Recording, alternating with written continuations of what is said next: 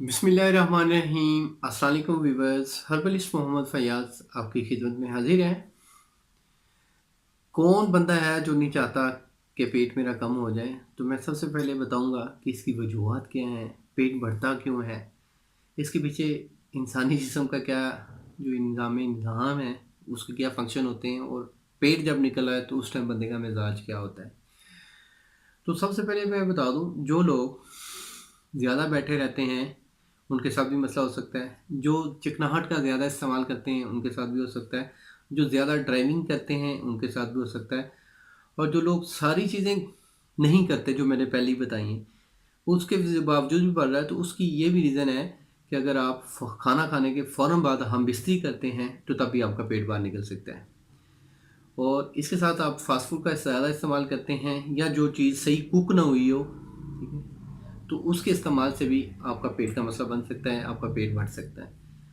तो पेट बढ़ने की वजह आपके जिस्म में रतूबतों का ज़्यादा से ज़्यादा बनना है। रतूबतें जिस्म में तब बनती हैं जब जिस्म में ठंड हो जाए।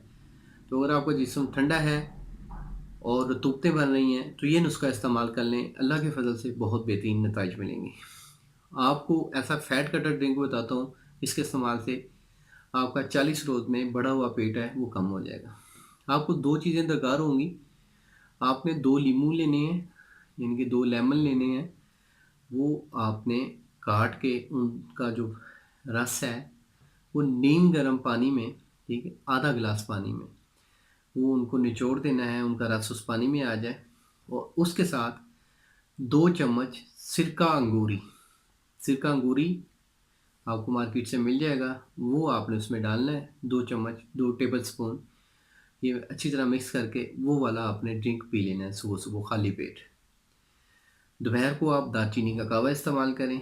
मैं नहीं कहता हूँ कि आप तो रात का खाना छोड़ दें। आप खाना चाहते हैं, आपकी मजबूरी है, दबा के खाना चाहते हैं, लेकिन अगर आप 8 बजे खा रहे हैं या 9 बजे खा रहे हैं तो उसके 3 घंटे बाद कम से कम सोएं।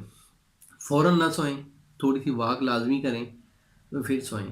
क्योंकि खाना खाने के फ़ौरन बाद आप सोते हैं तो जो मर्ज़ी फिर आपको कोई हीरे वाला कुश्ता भी बता देना तो आप पे असर नहीं करेगा। इसलिए रात का खाना खा के फ़ौरन नहीं सोना चाहिए।